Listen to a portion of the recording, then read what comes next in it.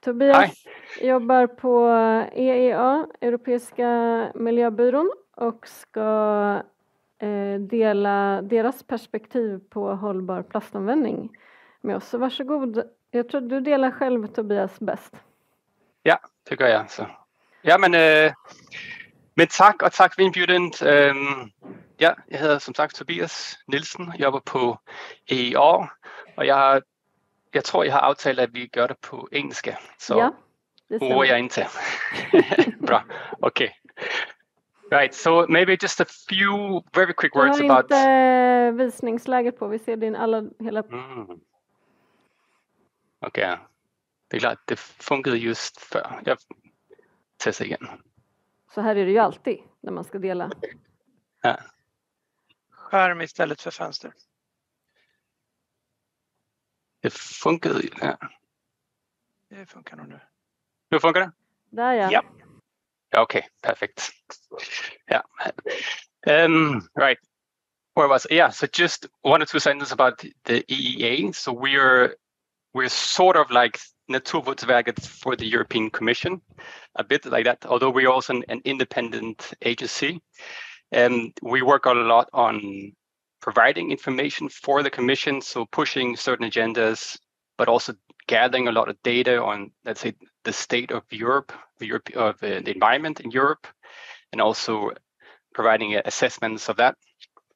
We also very much engaged in facilitating a network amongst the different Naturvårdsverket around Europe, so different EPAs around Europe. But those are some of the things that we're doing, and we are based at a nice location in Kongens Nytorv in Copenhagen, as you can see behind me. Okay, so let's see.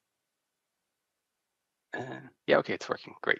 So I'll talk about sustainable plastics. And just before I start talking about that, I thought it'd be good just to provide an overview of what are the challenges that we see are the ones that we have to overcome. So I think Frederick, he gave an excellent overview of the problems or the challenges we're facing with plastics when we look upstream at the extraction and at the production. So fossil fuels, oil and fossil fuel lock-in. I think something around 3-4% of the global greenhouse gases comes from plastic and plastic production. So that's more than aviation, for example. But also a lot of pollutants are leaked from production of plastics. So your SOx, your NOx, volatile organic compounds, and so on. There's an area in the US which is called Cancer Valley, where there's a high concentration of petrochemical plants. There are protests, we've seen them in Europe, we've even seen them in China, where protests are not often arranged against the petrochemical plants expansion or new plants. We also see challenges when it comes to our use and exposure to various toxic substances in our use of plastics. So I believe it's around 100,000 microplastic particles that we absorb every year through inhalation from the air, from ingestion, and from absorption from skin. And this 100,000 microplastic particles, of course, increases a lot in those countries which are very dependent on water bottles for their water consumption. The challenge is also downstream, of course. This is where our attention on plastic sort of started or was galvanized in the leakage, in the microplastic leakage, and the disruption this has on natural environments and ecosystems in the marine, but also in the terrestrial ecosystems. And of course, also from the greenhouse gas emissions from incinerating far too much plastics. Of course, one thing we all should remember, and we tend sometimes to forget that maybe in the EU, is the 3/4 of plastics, which is non-packaging. So there's a lot of, let's say, directives or attention on plastic packaging. But of course, there's a lot more which is non-packaging. And these tend to stay in our economy for longer. So what we do now will heavily affect how we can manage plastic and plastic waste in the future. In this study, we also saw that Some of the more problematic polymers, the ones that are more difficult to recycle, are overrepresented in non-packaging applications, such as PVC or polystyrene. And from the graph on your bottom right, that there's a huge gap between the collection rates when you look at your plastic packaging and in the other sectors. And this is despite that there are some, let's say, some policies on the collection when it comes to the automotive sector or e-waste, but there's still a huge collection gap, you could say, when it comes to collecting plastic waste in non-packaging areas or sectors. We also have to remember we can't simply export our way out of this problem. This, for a lot of course, moral and probably ethical and sorry about that, and also technical reasons, but also because countries don't seem to want this plastics from Europe. So China had inserted a plastic ban on plastic waste imports in 2017, and this had a huge effect on the amount of plastic waste which was exported from the EU or from Europe to China, or in general, how much was exported. Some of that went to Malaysia and increasingly also to Turkey, and we're seeing similar profile or similar bans being put in place in these countries. So, and we also lately saw that the European Parliament agreed on a proposal to ban plastic waste exports outside of Europe. So this is our problem and we need to deal with it. That's sort of the clear message there.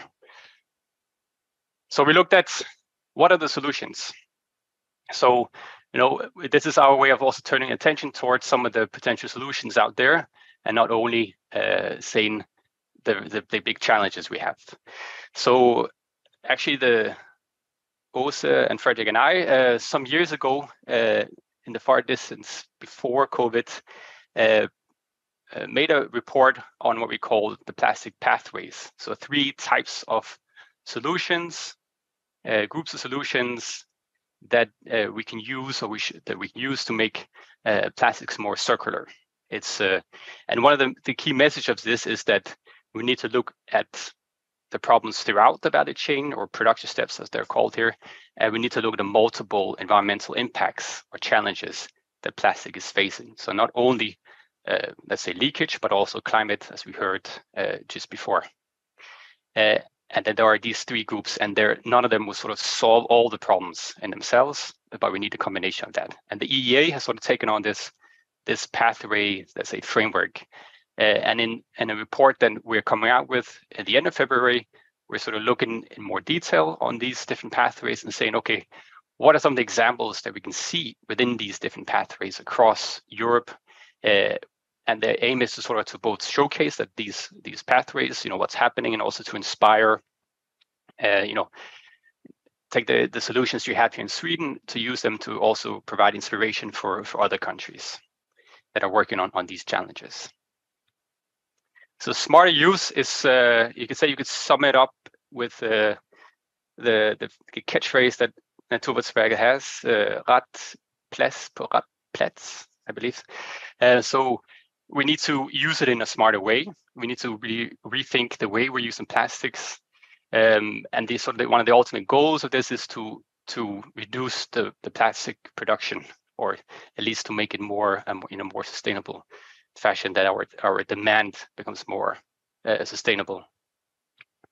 And some of the areas that we're looking at that we see, some of the examples that we've seen, are sort of a move towards a more access-based or shared economy.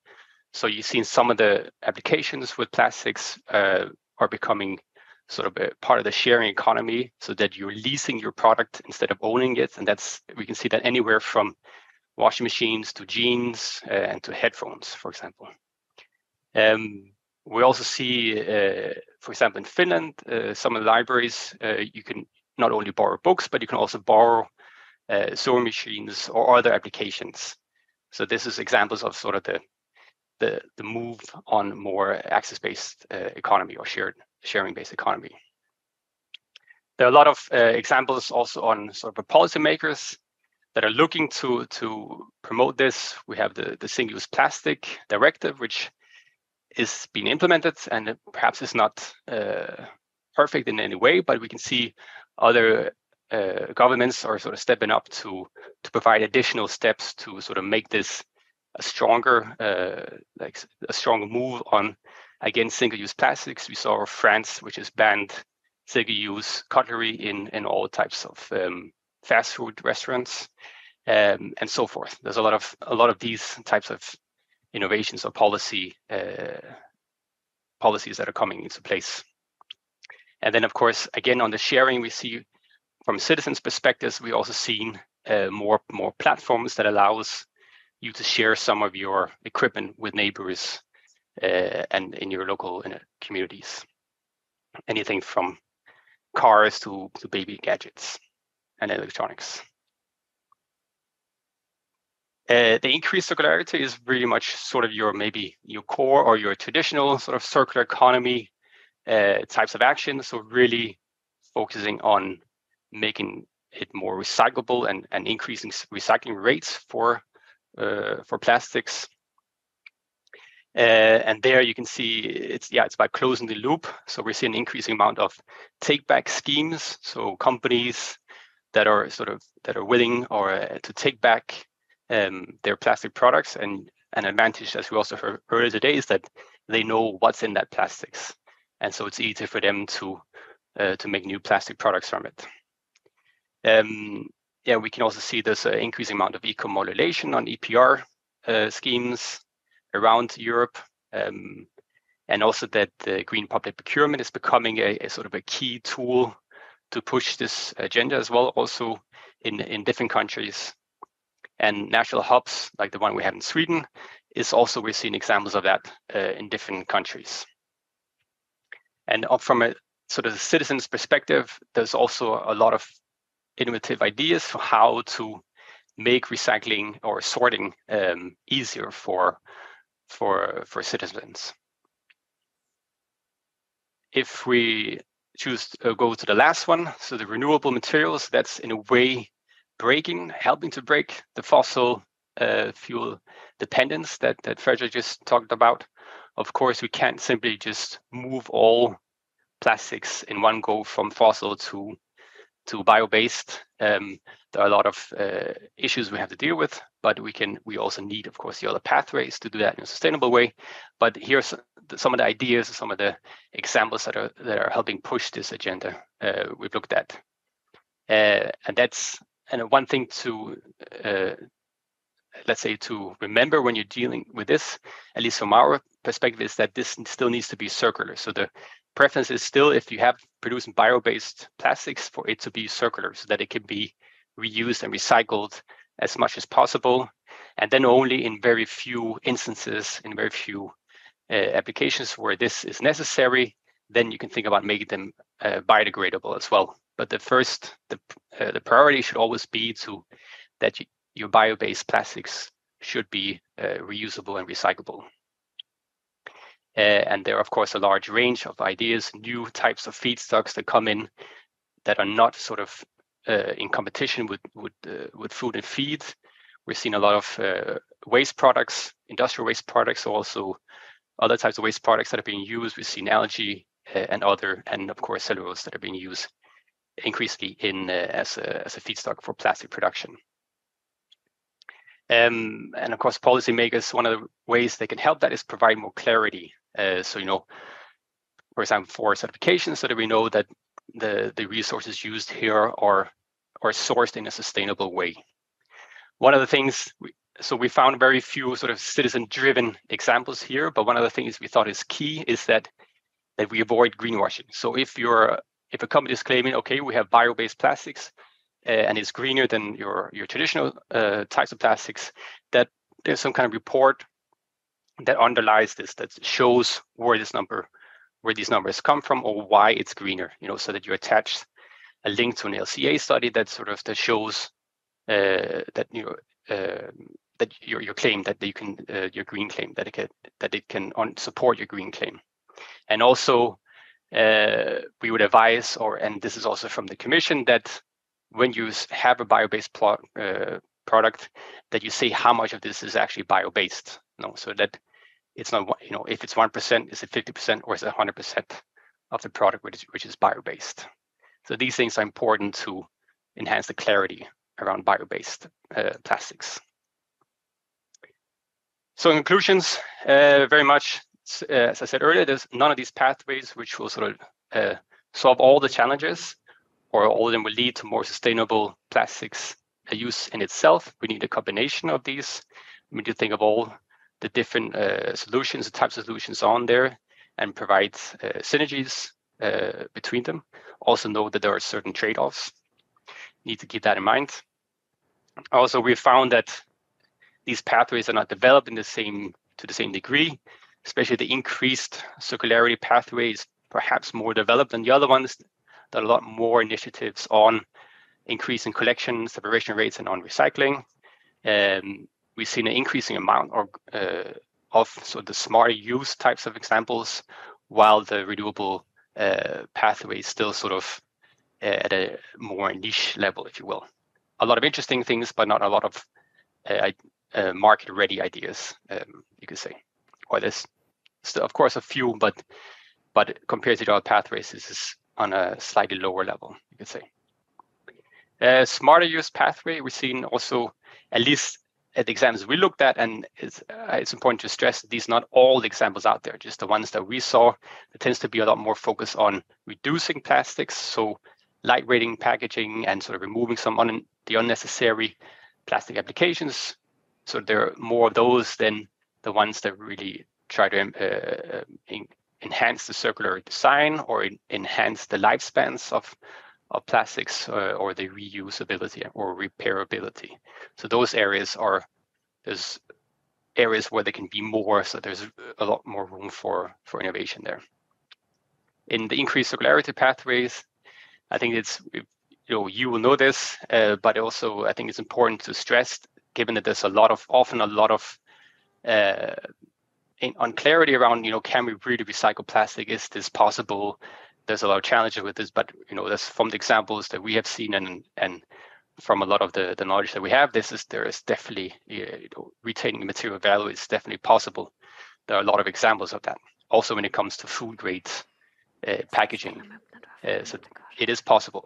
We just need to scale it up. And when it comes to renewable material pathways, as I said, it's important to keep in mind that we need to make them reusable and recyclable as well. And of course, for this to happen, for this to be scaled up, we need a strong cooperation between policymakers, businesses, and the public. And I'll stop here. And I'm happy to take any questions in English or in Swedish. Tack så mycket, Tobias. Du kommer inte få några frågor för vi har inte tid för det. Men ni vet vad ni ska hitta Tobias om ni vill ställa frågor, tänker jag. Det är inte så svårt. Så tack så jättemycket för din presentation. Jättegivande och intressant att se och spännande rapport att läsa mot slutet av februari, eller vad sa du? Ja, slutet av februari. Ja. Tack själv. Tack. Vi kanske kan ge honom en applåd.